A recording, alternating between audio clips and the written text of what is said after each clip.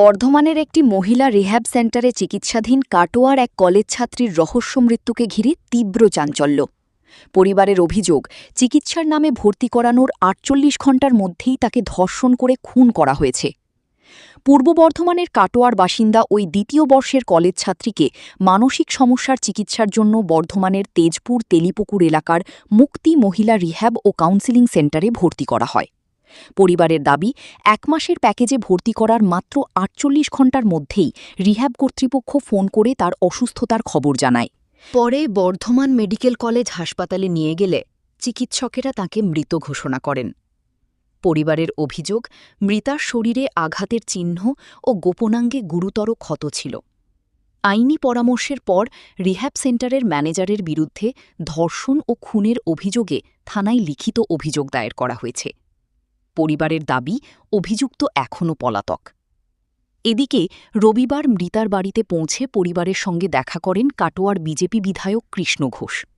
তিনি দ্রুতই নিরপেক্ষ তদন্ত, অভিযুক্তের গ্রেপ্তার এবং দোষীদের কঠোর শাস্তির দাবি জানান। দেখুন, সবথেকে বড় কথা যে মুক্তি নামে যে সেন্টার ছিল সেটা হচ্ছে অবৈধ, তার কোনো কাগজপত্র নেই। বাবা বা মা তেনারা বর্ধমান গিয়েছিলেন, বর্ধমান সম্বন্ধে অত জানেন না।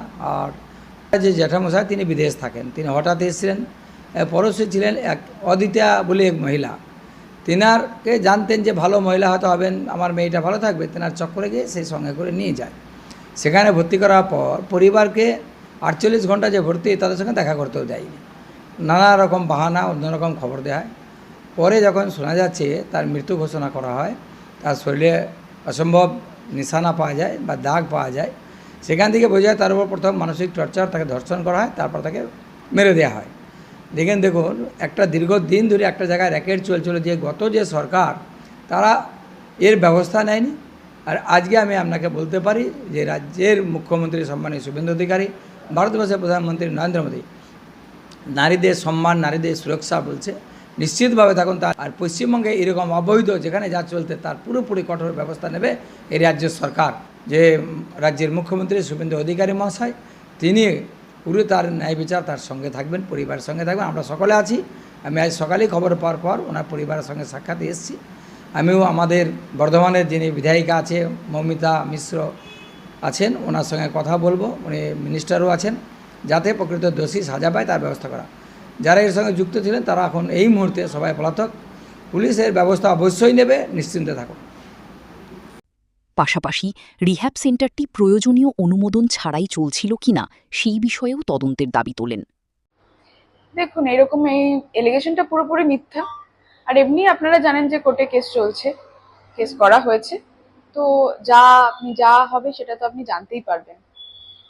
অন্যদিকে রিহ্যাব সেন্টারের এক কর্মী সমস্ত অভিযোগ অস্বীকার করে জানিয়েছেন, আদালতের বিচার প্রক্রিয়াতেই প্রকৃত সত্য সামনে আসবে। পুলিশের তদন্ত চলছে, অভিযোগের সত্যতা এখনও আদালতে প্রমাণিত হয়নি। এখন নজর তদন্তের অগ্রগতি এবং বিচার প্রক্রিয়ার দিকে। আমরা চাইছি যে কালপিট, যে আমার মেয়েকে নির্মমভাবে হত্যা করলো, সেক্সুয়াল হ্যারাসমেন্ট করে, তাকে ধর্ষণ করে, তার যেন উপযুক্ত শাস্তি মানে আমি চাইছি তার ফাঁসি। তারপর সেই দিনের পর থেকে সে ফোন বন্ধ করে দিয়েছে, কোনো রকম তাকে ফোনে কন্ট্যাক্ট করতে পারছে না। আমরা যে থানায় খবর দিলাম, থানায় আমরা এফআইআর করে এসেছি, কিন্তু থানার যিনি আমাদের আইও আছেন কল্লোল কবিরাজ, উনি এখনও পর্যন্ত, আমরা ফোনে ওনার যোগাযোগ রাখছি, এখনও পর্যন্ত তাকে অ্যারেস্ট করেননি। হ্যাঁ, আমরা চাইছি যে আমরা আপনাদের মাধ্যমে আমাদের বক্তব্য পৌঁছাক, যাতে ওকে তাড়াতাড়ি অ্যারেস্ট করুক এবং সে উপযুক্ত ফাঁসির শাস্তি পায়। আপনারা দেখছেন হচ্ছেটা কি? দেখতে থাকুন, আমাদের পছন্দ ও শেয়ার করুন।